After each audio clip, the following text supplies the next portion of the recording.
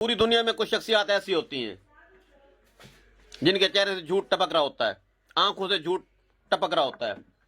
कुछ बुजुर्ग ऐसे होते हैं चेहरे के ऊपर देखते हुए यकीन सा आने लगता है। बाबा जी आए थे काफी दिन पहले, मुझसे दवाई ले गए थे।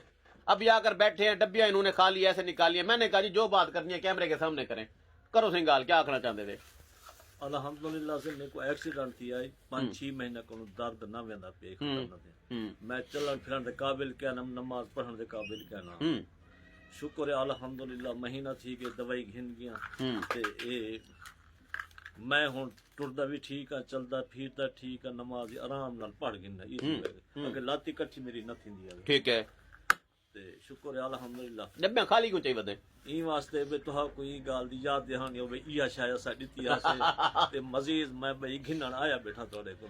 मेरे असले का मुझे ज्यादा पता है। मैं जो पूरी दुनिया में असला स्मगलर हूँ, मुझे पता है मेरा टीटी पिस्तौल की रेंज क्या है, 32 बोर दी क्या है, 3 बोर दी क्या है, 7mm दी क्या है, कलाशन दी क्या है, ग्रनेड दी क्या है, एटम बम जरा मेरे को है उनकी रेंज कितनी है कि मेरे असले का मेरे को पता है। लेकिन चाचे आके कारतूस दिखाए आदे इंदे विच जेहड़ी गोली है उहा दे। 15 दिन पहले मेरे को फाले दे अटैक थी गया। अच्छा 100 ते ठीक है सर ओके 197 दे उत्ते बीपीआई मेरे को तुसा कीती है मेरे 28 में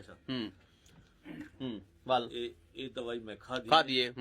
अल्लाह दी रहमत है मेरे को बल्कि 105% फायदा थी। हाँ 105%। नौजवान थी के वे अल्हम्दुलिल्लाह फाले चाले गई सब कुछ उठी गई खाओ। हाँ गुड ठीक है। अच्छा यस ठीक है। मेरे ए साइड में सुन थी गया ए इहो द पासा ए लत राइट साइड मैं इतना है जो कुरान मजीद पढ़दा बैठा मैं हाथ नाल वर्का ही ना बुला सकदा। अच्छा हुन अल्लाह दी रहमत है बेहतरीन शुक्र है तुम्हारी दुआ दा सदका अल्लाह ने करम कीते मेरे उते बेहतरीन मेरी तबीयत सेट तुक्का लग गया माशाअल्लाह। बाबा आए किथों वे? आए इथों ਤੁਹਾਡੇ नजदीक है मौजा वही बखेरे च मौजा वही बखरता रही बैठे सारे राजराम दे नाल तोरे कहना है मेरे को किनारो क्या है तेरे कपड़े लहा गिनसन काहे रोक्या यार मेरे कपड़े उन्हां दे काम ही कपड़े उलहा गिनसी शहजाद हकीमी दे कोल ना वन्यो बंजा रोक्या है वाल हकीकत झूठ ना कसम नाल मैं कसम जाके आता।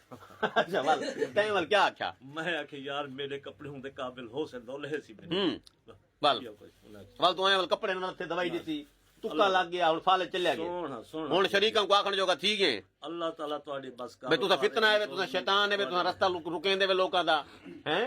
अल्लाह ताला तो कामयाबी देवे। मैं इतना खुश थे मैं पैसे भी ना दे सकिया हम इतने पैसे क्या ना देता हूं जितनी मैं रोटी खा गया थोड़े को। कितने पैसे दे गया मैं चाचा मेरे बस ना दास ता सही दा ना हुन दास होनी हिसाब करूं तेरे नाल 300 रुपया दे गया मेरे को हन वो कोई तो साके बनो 300 रुपए नाल फालिज दा इलाज ना ए सर ए इंदे मैं ज्यादा दे गया मैं कितने दे गया मैं इंदे मेरे ख्याल 1500-1600 दे गया उंदा 1500-1600 दे गया मैं ई बई दा 300 1500 दे 300 कितने ने यार जमा करो मेरे को मैथ नहीं आंदी 1800 नाल फालिज दा दर्द दा इलाज ते जोड़ा दा दर्द दा इलाज ते डॉक्टर क्या करे ने में फालिज वाला बंदा जो थे आ वने एमआरआई करवा के ले आए। सीटी स्कैन जरूरी है विच क्या देखना होंदे खाली तो उन्हां दे टेस्ट में को 7-8 हजार रुपया एक बारी कर गया है चाचा डॉक्टर वाल वे सीटी स्कैन दे विच क्या देखना होंदे हैं चाचा कट्टा वेचे 18,000 कितनी हजार दा सीटी स्कैन है 12,000 चलो जितनी हजार दा अल्लाह तुसा सीटी स्कैन कराओ मेरे को फाले वाले बंदे भेजो मैं ठीक की रखता ठीक है।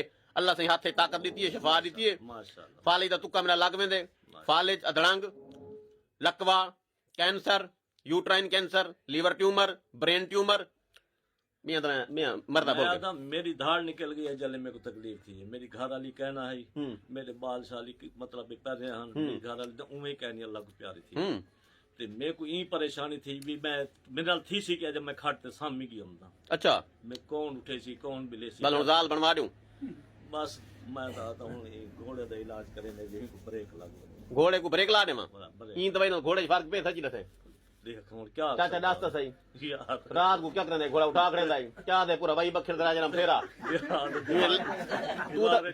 दीवार दे टकरा मार सिर्फ ही मजून नाले दा फायदा थे बे दिला दे दीवार टकरा मार। हुन मेरे को ए दवाई जरूर दे सो घोड़े को ब्रेक लावना नी लावनी ब्रेक ए घोड़े को जेड़े लोग खुराक नहीं पेंदे उन्हां को फाली थिंदी है। ये आउट कंट्री में मैं जाना चाहता हूँ अमेरिका में यूके में पता है क्यों जाना चाहता हूँ? उधर का एक कानून है 5 स्टार होटल है वहां पंपी शंपी मारने की खुली इजाजत है। हम मुसलमान हैं हमारी तो बीवियां कहना नहीं मानती 500 रुपया जेब न होवे घर बनू सौदा नहीं मिलता चाचा का सही है इवें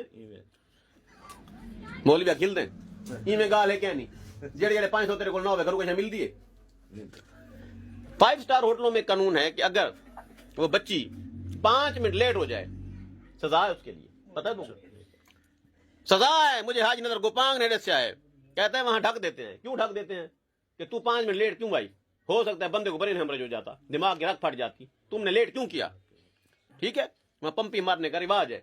तो चलो इतना क्या नहीं चाचा कहते हैं अब घोड़े को नाथ डालो चाचा जो मक्खन वास्ते ले ला गोले से नहीं लगता साहब मक्खन वास्ते ले ला गोले से ले ला नहीं लग गया खसी ले लाई मैं को लाला आनर मिले त्रीजी दीवार है मैं थाना सिटी फैजाबाद दरखास्त दे ले ले पूरा चोरी ठीक है दूजी दीवार है गोल गोल मोया खाना कि में गाल है पकामण लगे पूरे क्या नाम कसाई उते पर्चा नहीं पे हैं ठीक है चाचे मक्खन तो सब कुछ शक के ते को हिमा से दावा सड्डे हम तू आ सारे ले ले पूरे चोरी की दीवान तेरी खैर क्या नहीं पुलिस भेजे ना तेरे को ओके जी best of luck Shahzad Hakim Faizabad 0300 7323 ये मेरा व्हाट्सएप नंबर है। मेरा नंबर अगर गिनना चाहें तो दसो नंबर दसो 0300 2994 2994 156 156 शरीको 0310 65 61 168 65 61 168 कासिम मेरा नाम है कासिम जिन्ना रोकने फोन करके चाचे को रुका है ठीक है तो है ना जुर्रत तो समझे पैने फल लवैन पर ढकीज बैठे हुए